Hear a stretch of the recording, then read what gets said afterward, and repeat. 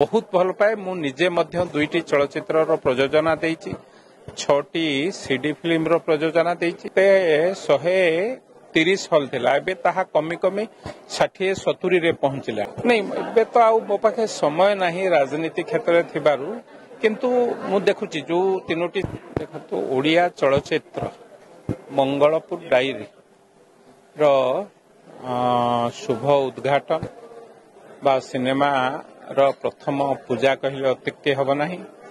ओडिया चलचित्र भल चलचित्र हवा उचित। ओडिया दर्शक मानक अनुरोध करी ओडिया चलचित्र देखंतु, ओडिया यात्रा देखंतु, ओडिया संस्कृति आम संस्कृति विश्वर सर्वश्रेष्ठ संस्कृति। आम संस्कृतिर प्रचार प्रसार पई आमे समस्ते चेष्टा करिया उचित। विशेष भाव रे आजिर कार्यक्रम रे प्रमोद स्वाईंकर ए जो प्रयोजना रे चलचित्र आरंभ होईची मते प्रभुंक पाखे प्रार्थना करी साधारण दर्शकों द्वारा यह आदृत हो। आगुरु से मध्य 2-4टी सिनेमा करिसंती जदिबा मु प्रथम थर तांको प्रोडक्शन हाउस को बा तांकर चलचित्र को आसुची तथापि प्रभु जगन्नाथ को पाखे प्रार्थना करूची तांको चलचित्र साधारण लोक साधारण दर्शकों पाखे आदृत हो। भल ओडिया चलचित्र हो, भल यात्रा हो, आमे सबु दर्शकों को अनुरोध करिबा ओडिया संस्कृति रे जेते भल कार्यक्रम ताकू समस्ते आमे मिलीमिशी देखिबा। आम भाषा आम संस्कृति की आमे आगेबा।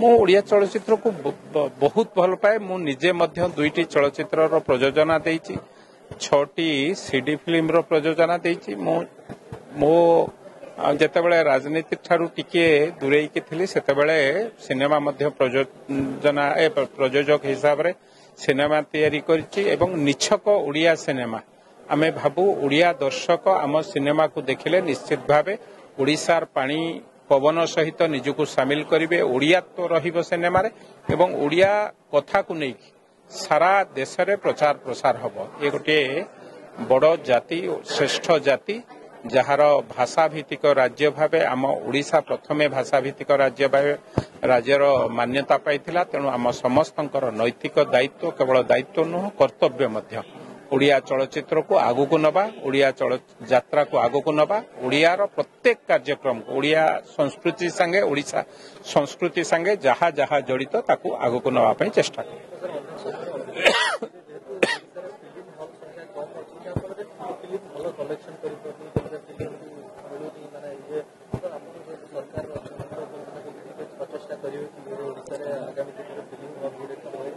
हाँ निश्चित कथा आपण ठीक कथा कहउचंती। आगुरु 130 हल थिला एबे ताहा कमी कमी 60-70 रे पहुंचिलाणी। विशेष भाव रे नूतन सरकार आसिला परे राज्यर मुख्यमंत्री मध्य 2 थर बैठक करि सारलेणी। कलिंग स्टूडियो जाइकी ताकू मध्य देखा देखी करिसंती एवं आमे सरकार चेष्टा करूची प्रति ब्लॉक रे छोट छोट सिनेमा हॉल करी कारण हॉल बढ़िले दर्शक बढ़िबे एवं जे प्रयोजक से सिनेमा रू पैसा पाई परिबो। तेणु प्रयोजक सिनेमा रू पैसा पाइले तो तार बिजनेस हबो से आ गोटे सिनेमा करिवो। तेणु सरकार को सहित मु निश्चित भावे सरकार को पाखे अनुरोध रखिबी दर्शकों को देखिला भली ओडिशा सारा प्रति ब्लॉक रे गोटे गोटे छोटिया हॉल हो सेति पई मध्य प्रयास चली मते लगुच ए दिगरे सरकार आउ टिके आगु को पाद बढ़ेबे। आमे हॉल संख्या बढ़ेबा, दर्शक संख्या बढ़ेबा हेले ओडिया चलचित्र साधारण लोकन द्वारा गृहीत।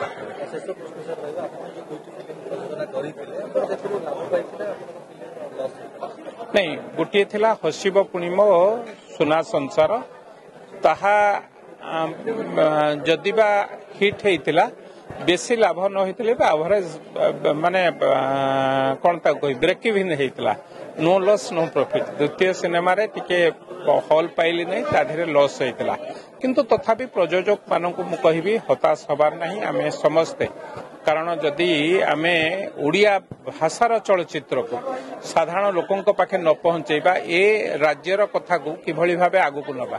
तेणु आम समस्तंकर नैतिक दायित्व मो राज्यर चलचित्र मो भाषार चलचित्र मो संस्कृतिर चलचित्र निश्चित भावे मो दर्शक जो थांतु विश्वर जो स्थान में थांतु से ओडिया चलचित्र को देखु